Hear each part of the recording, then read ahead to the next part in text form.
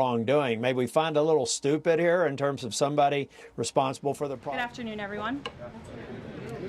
Later today, President Trump and the First Lady will welcome King Charles and Queen Camilla for a state visit here at the White House.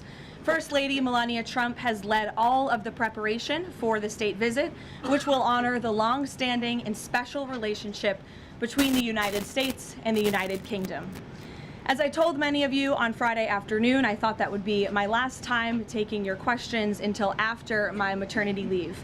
But given the attempted assassination of the president and, quote, top Trump administration officials, as the depraved shooter noted in his manifesto at the White House Correspondents Association dinner on Saturday evening, I felt it was prudent to be here today to answer your questions and inform the American people about how the administration is responding to yet another attempt on President Trump's life. Saturday was supposed to be a joyful evening, celebrating free speech and the First Amendment with all of you, members of the press. Instead, the night was hijacked by a crazed anti-Trump individual who traveled across the country to assassinate the president and as many administration officials as possible. This is the third major assassination attempt against President Trump in 2 years. No other president in history has faced such repeated, serious attempts on his life. First and foremost, the President, the First Lady, and everyone in this White House are extraordinarily grateful to the brave law enforcement professionals who sprang into action to apprehend the would-be assassin and keep all of us safe. The President would especially like to express his gratitude to the men and women of the United States Secret Service who acted with the utmost professionalism, courage, and sense of duty. This includes the heroic agent who took a bullet to the chest. Thankfully, he was saved by his bulletproof vest. Minutes after returning here to the White House to the Oval Office, despite fighting Secret Service to try to stay and keep the dinner going on Saturday, ahead of addressing you here in the briefing room, President Trump was intent on speaking to this brave agent to ensure he was okay, and the agent assured the president that he was. As you know, I was seated next to President Trump and the First Lady when the shots were fired before Secret Service swiftly moved us to safety backstage. The president's calm in the face of chaos, while yet another individual was trying to take his life, was really remarkable to witness, and it's something I will never forget. President Trump is fearless because he loves this country, and he is willing to put his own life on the line to deliver on the promises that he made to the American public who elected him here into the highest office in the land. And while we are blessed to have a fearless president, we should not live in a country where such constant fear of political violence permeates our society every single day. We can and we should have fierce disagreement in this country. As you all know, we disagree often, myself in this role and all of you in the news media, but those disagreements must remain peaceful. Debating, peaceful protesting, and voting are how we need to settle disagreements, not bullets. Nobody in recent years has faced more bullets and more violence than President Trump. This political violence stems from a systemic demonization of him and his supporters by commentators, yes, by elected members of the Democrat Party, and even some in the media. This hateful and constant and violent rhetoric directed at President Trump day after day after day for 11 years has helped to legitimize this violence and bring us to this dark moment. Those who constantly falsely label and slander the president as a fascist, as a threat to democracy, and compare him to Hitler to score political points are fueling this kind of violence. The left-wing cult of hatred against the president and all of those who support him and work for him has gotten multiple people hurt and killed, and it almost did so again this weekend. When you read the manifesto of this shooter, ask yourselves, how different is the rhetoric from this almost assassin than what you read on social media and hear in various forums every single day? The answer, if you're being honest with yourself, is that there is no difference at all. Much of the manifesto of the would-be assassin is indistinguishable from the words that we hear daily from so many. For example, as the First Lady of the United States pointed out this morning, just 2 days prior to the shooting, ABC's late-night host Jimmy Kimmel disgustingly called First Lady Melania Trump an expectant widow. Who in their right minds says a wife would be glowing over the potential murder of her beloved husband? And having experienced what I did with the First Lady on Saturday night, I can tell you that she was anything but that. This kind of rhetoric about the President, the First Lady, and his supporters is completely deranged, and it's unbelievable that the American people are consuming it night after night after night.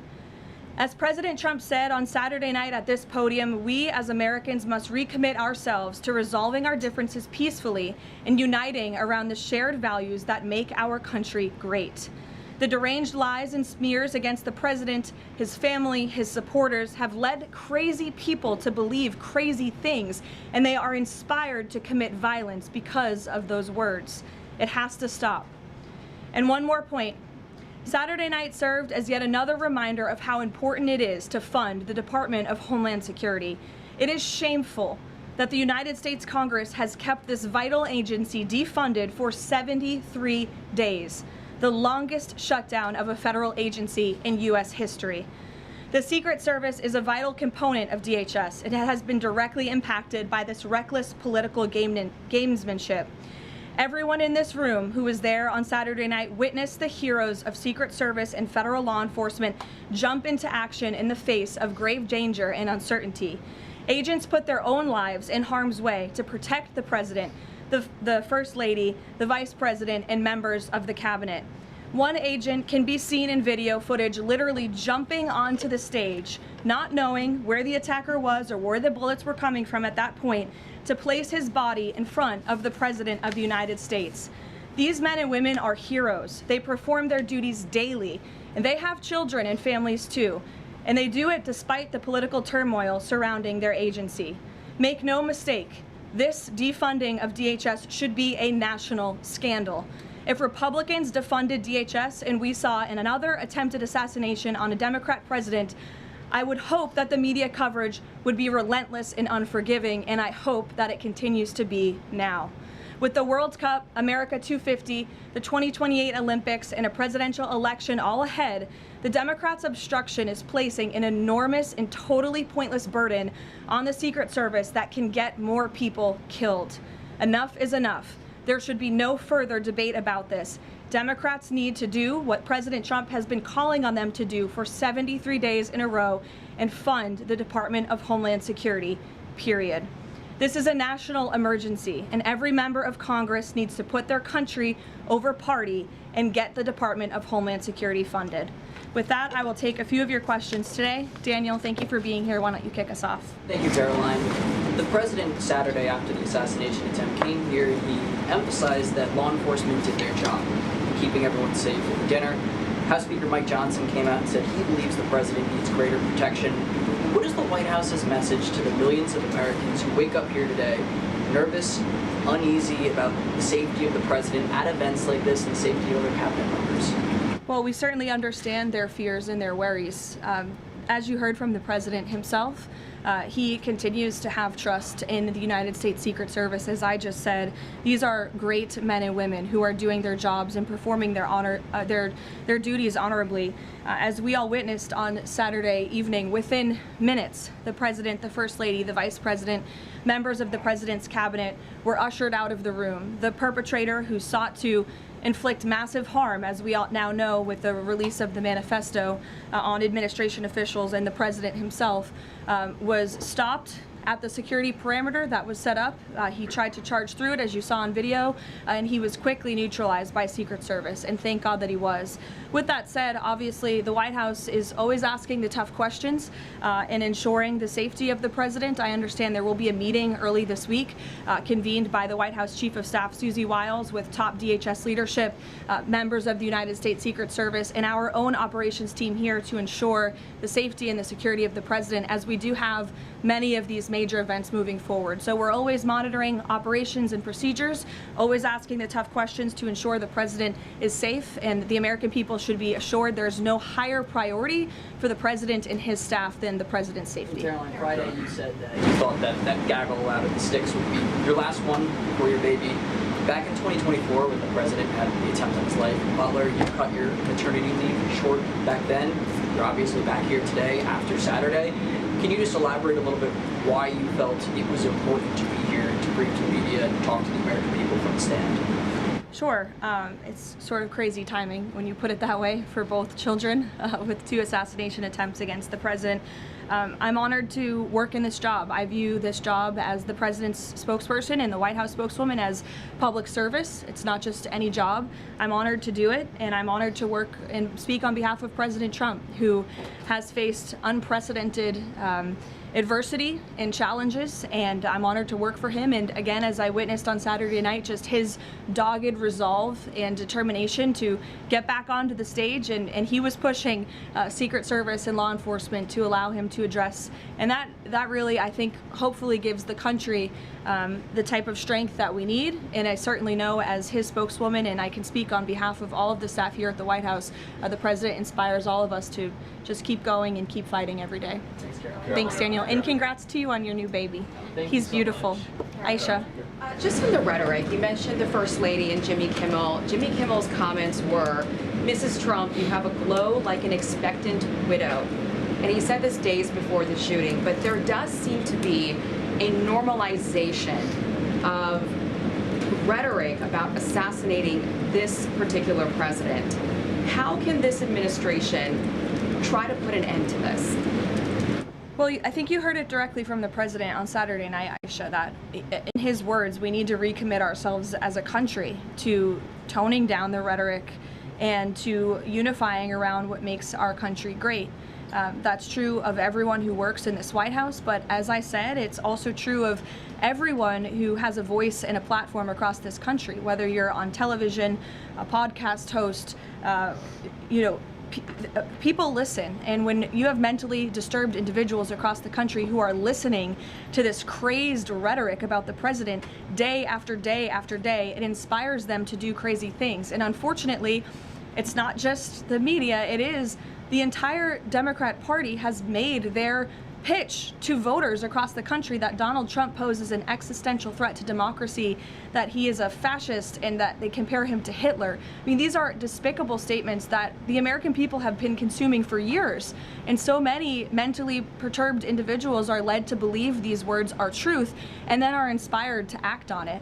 I have a whole host of examples that we can share with you after. It is pages and pages of major Democrat Party elected officials saying, such as Rep. Hakeem Jeffries just this month said, "We are in an era of maximum warfare everywhere all the time." Governor Josh Shapiro said heads need to roll within the administration. Senator Alex Padilla said people are, quote, dying because of fear and terror caused by the Trump administration. Senator Elizabeth Warren, President Trump is making the country look like a, quote, fascist state.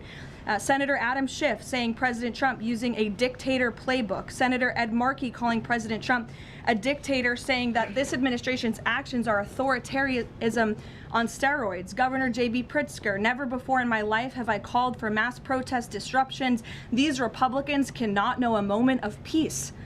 You have Rep. Presley saying, "We'll see you in the streets." Rep. Monica McIver, a Democrat representative on Capitol Hill, "We will not take this shit from Donald Trump. He thinks he's a dictator. We are at war." These are Democrat elected officials calling for war against the President of the United States and his supporters. I could go on, but again, when you have people in positions of power that are saying things like this every single day for years, you are inspiring violence by people who are already mentally ill. And that's what we've seen against this president for far too long. This is disinformation and misinformation online. There will be bite-sized clips that will go viral to the point where there are Americans in this country that believe that what happened Saturday night was staged. How does this White House tackle that with social media companies out there, whether it's X, Facebook, Instagram? How do they work with these companies to make sure that doesn't get out of control?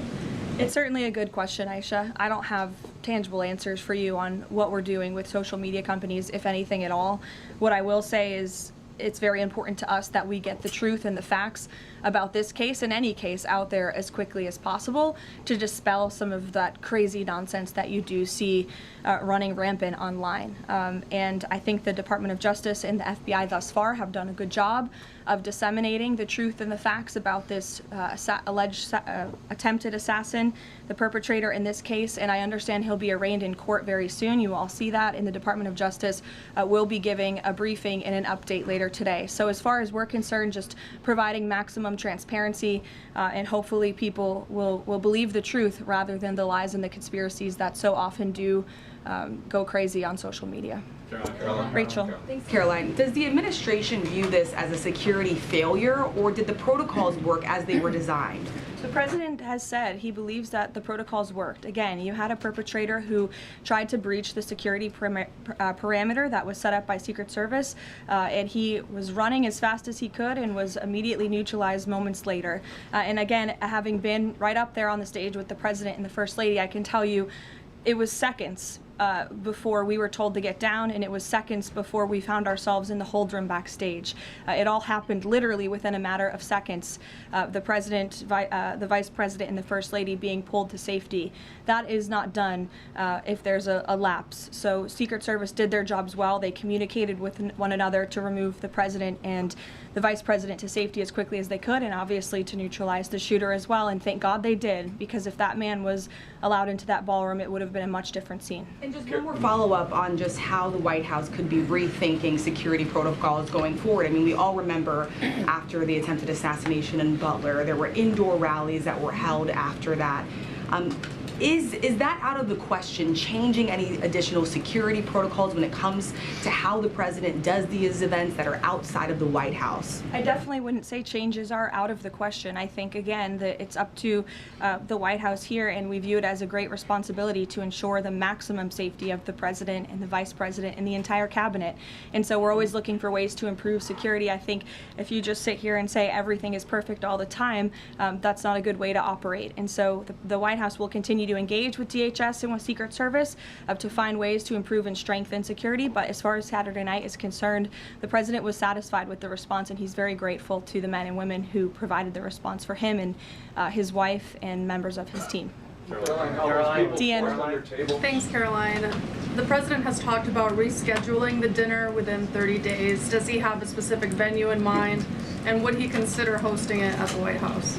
Well, unfortunately, we don't have a room big enough here at the White House, which is another point to be made, and the president is absolutely right. It's why the White House Ballroom Project is not just a fun project for President Trump, like you will read in the media. It is actually critical for our national security that a larger, secure building on this complex, which is the most secure complex in the world, is built to accommodate not only large amounts of guests, but also the president, the vice president, members of the cabinet. The line of succession in this country should be able to gather freely in safety without the fear of threats or political violence. And the White House Ballroom will provide that. And so it's critical that we get this project done as quickly as possible.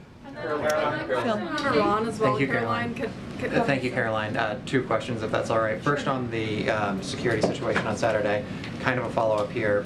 Previous administrations have sent both the president and the vice president to the dinner, but after the foiled attack on Saturday, if the dinner is rescheduled, would President Trump and Vice President J.D. Vance both plan on attending? And is it wise to have both of them in the same spot, given the presidential line of succession that you mentioned a second ago? It's definitely a good question, and I know that it's one that will be raised. I can assure you the president intends to attend the event, as he has told all of you publicly. I don't want to rule in or out the vice president's attendance, but certainly that's a conversation that will take place. Iran has proposed a mutual reopening of the Strait, leaving the nuclear discussion for later in the process. Given that the nuclear program has been a red line for this administration, would the president agree to that kind of phased negotiation? Well, only because it's been reported. I will confirm the president has met with his national security team this morning. The meeting may be ongoing, maybe not. I don't want to speak affirmatively because I was prepping to come out here. But the proposal was being discussed. I don't want to get ahead of the president or his national security team. What I will reiterate is that the president's red lines with respect to Iran have been made very, very clear, not just to the American public, but also to them as well. So they're considering it. I wouldn't say they're considering it. I would just say that there was a discussion this morning that I don't want to get ahead of, and you'll hear directly from the president, I'm sure, on this topic very soon. I'm going to ask you about the Fed chairman, but first, 3 assassination attempts in 3 years. Is this going to change the type of events that the president goes to? Well, again, that's going to be part of the conversations moving forward. But as you heard from President Trump, he does not want these deranged lunatics and these grave acts of political violence to change our American way of life. And I think it's a very brave thing for him to say. It'd be very easy for him to just hunker down here at the White House where he knows he's safe, but the president wants to be out across the country. He wants to go across the country to meet with Americans. He wants to celebrate the 250th birthday of our nation's anniversary this summer. As you know, we're gearing up for a big UFC fight here on the South Lawn.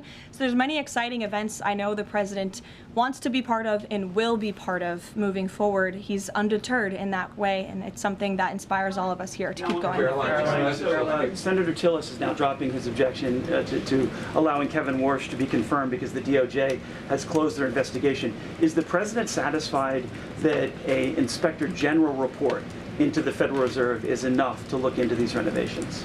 The president understands that the inspector general has greater tools at their disposal, perhaps even more powerful than a grand jury, to continue investigating the financial mismanagement of the Fed building, which is a priority for the president. Look, he's a builder himself. When he sees something has a lot of cost overruns, is taking too long, and in this case ripping off the American taxpayer, he wants to get to the bottom of it. I understand Senator Tillis put out a statement saying he'll support Kevin Warsh's confirmation. That has been our position all along from day one. He is more than qualified for the job, and we look forward to working with the Senate on his swift confirmation process. Megan. As a follow-up on Warsh, will the president be satisfied once the Fed's Inspector General finishes that investigation, even if it finds no evidence of wrongdoing? Well, that's a hypothetical question. I'll let the president speak on it when we see the results. It's obviously far too early to say. And relatedly, as a follow-up, now that it looks like Warsh will be confirmed by the end of Jay Powell's term, is he still considering firing Jay Powell if he stays on as governor after that? I haven't talked to him about it specifically, but I think the president will be satisfied once Kevin Warsh is confirmed as the Fed chair, which he should be. Karen. On Iran, the president had said last week that the U.S. has started the process of clearing the Strait of Hormuz of mines. Do you have an update on how many have been removed and an estimate of how long that process could take? I don't, but I would defer you to the Pentagon on that. We'll make sure they get you an answer, Karen. It's an ongoing process, though. It's still actually happening right now. Again, I would defer you to the Pentagon on anything with respect to clearing mines in the Strait of Hormuz. I know that you said that the White House is reviewing the security protocols for things that could be done differently in the future. Have you identified anything so far that you would like to see done differently, or ask the Secret Service to make any changes in the security protocols for the president, particularly at these large events that are taking place off the White House campus? Not yet, no, but as I said, there will be a meeting here at the White House in the earlier half of this week, so those conversations will take place. And on the line of succession. And I would also just add, look, the Secret Service does not detail their procedures or operations to the public for obvious reasons, because you have crazy people who try to hijack them and get around them. So these conversations will take place in private, but if adjustments need to be made to protect the president, they will be made. The White House discussed doing like it does, for instance, with a joint address to Congress for these large events, and designating someone as the designated survivor for future large events that the cabinet attends. Well, those conversations ahead of the Waka dinner did take place, but there were several members of the cabinet in the line of succession who did not attend for various personal reasons.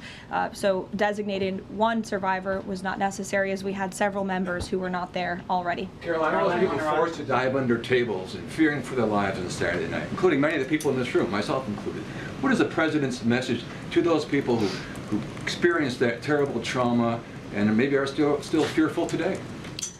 I think he would say, as he sort of did on Saturday night, coming in here in his tuxedo, We can't allow these crazy people to let us be afraid. We have to keep moving forward, showing up, doing our job, celebrating our country, and doing what we know is right. But certainly we'd like to see the rhetoric against this president and his supporters toned down, because it is inspiring these crazy people across the country to target not just the president, but those who work for him and those who support him. And it must end. Is he following the arraignment of the suspect today? Yes, he is, and I know you all want to follow that too. It's happening in a few minutes, so I'll let you all go. The Department of Justice is also going to be speaking momentarily following the arraignment, and I pray that this is the last time I speak to you for some time until after my maternity leave. So thank you, guys.